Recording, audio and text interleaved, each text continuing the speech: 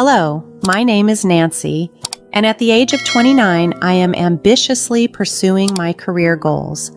Currently, I live with my husband, Benjamin. Recently, I've been thinking seriously about the possibility of starting a family. However, Benjamin feels that we should prioritize building and settling into a new home before we consider having children. Consequently, we are both working hard to save up for our future residence, even though I would love to begin our family sooner rather than later. Benjamin's firm stance on this matter becomes clear every time we discuss the possibility of children. He consistently emphasizes the importance of establishing our home first, which I find disheartening as it often feels like he dismisses my feelings. It seems I have no choice but to push myself even harder to contribute more to our savings. We have been married for a year, and I have begun to recognize a recurring theme in our relationship. Benjamin seldom takes my viewpoints into account, a habit that has continued from our dating days. While I once admired his decisiveness, I now realize that mutual respect for opinions is crucial in a marriage. I am increasingly concerned about the stability of our relationship, especially given the influence of his parents who live nearby. Benjamin often visits his parents under the pretext of saving money. However, I've noticed that he frequently spends time with his colleagues, enjoying drinks and not factoring these outings into his strict budget. It baffles me how he holds me to rigorous saving standards while allowing himself certain liberties. His frugality even reaches into minor details such as conserving hot water and turning off lights prematurely, rules that he seems to apply only to me. Our relationship feels increasingly lopsided. Although I am deeply frustrated, he seems to think it's reasonable to enforce his way of thinking on others. Whenever we visit his parents, tensions rise. "It's been a year since you two got married. We'd love some good news soon," my in-laws often exclaim, eager to meet their grandchild. At these moments, I catch Benjamin giving a disapproving look, silently signaling them to avoid unnecessary comments. As these pressures mount, I find myself at a crossroads, questioning how we can find a balance that respects both our dreams and the practical aspects of our lives together. While Benjamin and I both yearn for a child, he insists that we should build our own home before expanding our family. It's quite unfair how my in-laws pressure me about having a baby rather than speaking to Benjamin, who seems indifferent to my feelings about the timing. Despite my urge to speak out, I often find myself muted by their relentless expectations for a grandchild. After dinner, Benjamin walks out for a smoke and remarks, "Nancy, you're working hard, but if you really want to be a housewife, you should consider quitting your job and focusing on home life. Maybe that's why you're not getting the attention you need from Benjamin." It's as if he's implying that my career is the reason we can't start a family, which is unfair and untrue. Benjamin himself isn't ready to have children anytime soon. Frustrated, I respond sharply to my in-law. "Benjamin was the one who encouraged me to keep working. Why don't you talk to him before you lecture me again?" My patience wears thin as I continue. "I want children too, but Benjamin is the one who's not ready. Please direct your concerns to him instead of constantly criticizing me." My words seem to shock my in-laws. I excuse myself from the table and head towards the door, my frustration boiling. Benjamin, casually smoking by the entrance, doesn't say a word. As I get into the car, a friend who had joined us for dinner follows and casually remarks, "Are you leaving already?" She's unaware of the tension. Exhausted by the recurring pressures from my in-laws and Benjamin's indifference, I finally declare that I won't be visiting the in-laws' home anymore. Benjamin looks at me surprised and argues, "Why not? We can save on food costs, right? Besides, you want a home and kids soon, don't you?" Fed up, I snap back.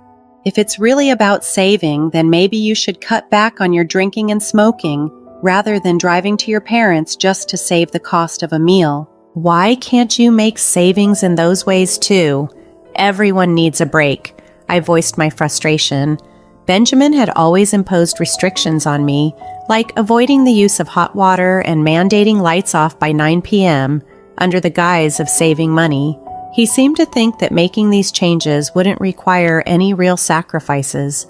If I'm the only one making these adjustments, then I don't even want this house. I'm so tired of it. You never give up anything yourself, but you're perfectly fine demanding sacrifices from others, I protested. Benjamin tried to brush off my concerns, suggesting they weren't significant, but I firmly countered, "No, it is a big deal. Do you realize how much patience I've had to muster all this time?" His ongoing pretense in front of his parents, acting as though I was the reason we couldn't have grandchildren, infuriated me further. I'm tired of being pressured about grandchildren. It's not me who's hesitant about having children. It's Benjamin. I've been clear about wanting them soon. So please stop this constant pressure, I continued, my voice steeped in exasperation. Seeing Benjamin struggle to respond to my uncharacteristic outburst brought a bitter sense of satisfaction. But it didn't solve our underlying issues. Feeling uncertain about what to do next, I just stared out of the car window, ignoring Benjamin. A turning point came a month later when a relative of mine, my father's brother, passed away. He left behind several pieces of land and a luxurious mansion and lived a lavish lifestyle. Benjamin's eyes widened when he learned of my uncle's impressive estate. "I didn't realize you had such a remarkable relative," he commented a few days after hearing about my inheritance.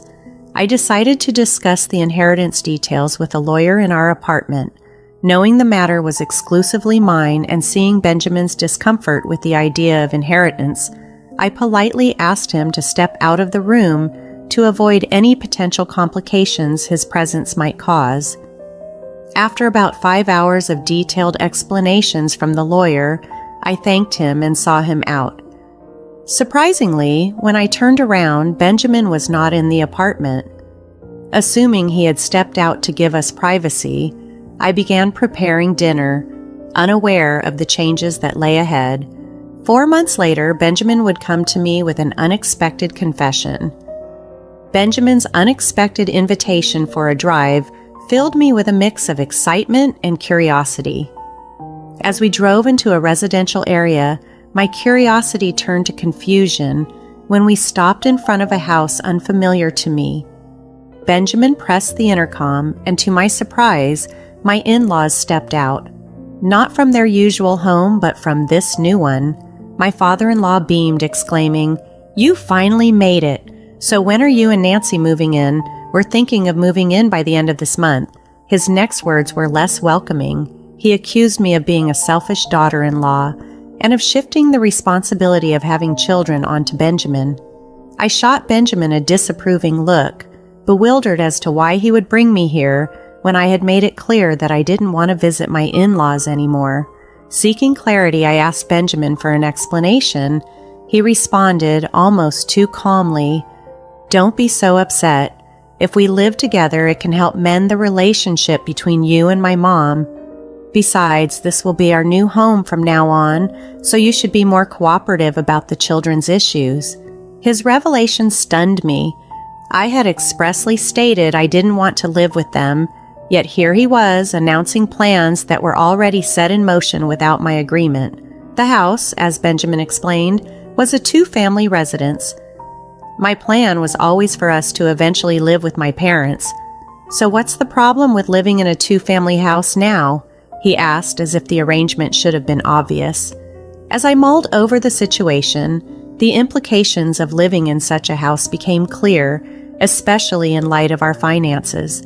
Constructing such a grand house seemed beyond our means, and I couldn't understand how Benjamin managed it. "My dad and I chipped in the money, so our savings are empty, but that's fine, right?" Benjamin said nonchalantly, revealing a complete disregard for our mutual financial planning. He then added, "I heard your uncle's inheritance was about $720,000, so if you use that money to repay us for the cost of this 2-family house, it should all work out, huh?" His assumption that my inheritance would simply be used to cover these expenses without my consent left me astounded. The audacity of his plan, assuming I would finance these arrangements unilaterally, was not only presumptive but deeply unsettling. Frustrated with the entire ordeal, Benjamin delved into his bag and pulled out a pre-filled divorce form with his name already scribbled on it. "Your money is our money. If you don't like living together, let's just get a divorce," he declared confidently. Taking the form from his hand, I replied resolutely, "Fine, if those are the only options, then divorce is the better choice for me." I slipped the divorce form into my bag, turned my back on him and my stunned in-laws, and walked away without heeding their reactions. As I walked out, I mentioned offhandedly, "By the way, I renounced my uncle's inheritance." Benjamin stood frozen, his face etched with confusion. Without waiting for any response, I caught a bus and returned to our apartment. Once home, I filled in my name on the divorce form that already bore Benjamin's, finalized it, and promptly submitted the divorce papers. Then, I went to a home improvement store, bought several cardboard boxes, and started preparing for my move. Recognizing I couldn't manage the move alone, I hired a moving company. Luckily, it was a slow season for moves, allowing for a quick relocation. As I packed, I heard Benjamin arrive at the door. I had the chain lock on and called out, "Sorry, I had the chain on. I'm not sure what you might do in your current state of anger. Besides, I need to finish packing. Could you stay at your parents' house for a few days?" Defiantly, Benjamin said, "I won't accept a divorce." His statement surprised me. I reminded him, "But you handed me the divorce form, didn't you? If you sign the divorce papers, that means you agree to the divorce, you know." Benjamin looked puzzled and frustrated, quickly changing the subject. "Why would you give up on a $720,000 inheritance? Normally, you'd inherit it," he questioned, clearly having caught bits of information about the inheritance but misunderstanding the situation. It seemed he had overheard some details about the $720,000 inheritance and, in a rush, had gone to my in-laws. They, in turn, impulsively bought the two-family house without considering the full implications. I clarified, the inheritance discussion was mine to handle, and renouncing it was my decision, made to avoid exactly these kinds of entanglements and presumptions. Given the complexity of my uncle's estate, renouncing the inheritance seemed the wisest choice. Though he had $720,000, the costs associated with his assets were enormous. His mansion required demolition, the land demanded significant upkeep, and he had accrued substantial debts. Despite having 2 sons, 2 daughters, a wife, and grandchildren, all had chosen to renounce their claims, leaving the inheritance to me. When I explained this to Benjamin, he was incredulous. "No way. So you're saying that even with $720,000, there wouldn't have been much left? That sounds like fraud," he exclaimed. I clarified that after a thorough discussion with the lawyer, it became clear that the inheritance was more of a burden than a boon. Unfortunately, someone had eavesdropped on part of this conversation and misunderstood the full context. My explanation left Benjamin speechless, and it seemed he finally realized his mistake. However, I firmly told him, "It's too late now. You betrayed my trust. We've already filed for divorce, and you and I are no longer a couple.